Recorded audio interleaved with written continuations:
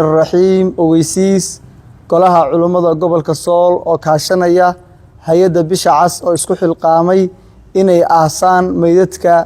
إن كورن إلى قوميس إلى دودي waxay ka codsanayaan cid kasto aaga ka dhow ama joogta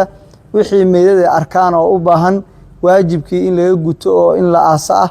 in ay lambaradan ay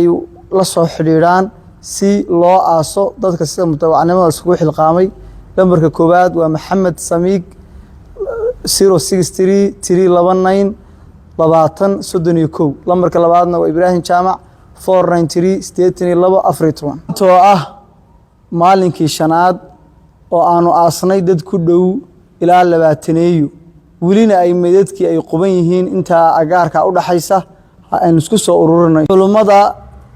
iyo hay'adda bisha cas waxay isku xilqaameen in aynu siino xurmada uu meedku u leeyahay meedadkaas oo weli daadsan oo qaar go'een oo qaar dhurwaaye iyo bahalo lamida ay cuneen oo qaar godad ay ku jiraan waxaas oo dhan waxa la rabaa insha Allah inaynu xurmada aynu sameeyno oo aynu isku soo ururino oo si gobonnimo leh oo wada jir leh aynu aasno insha Allah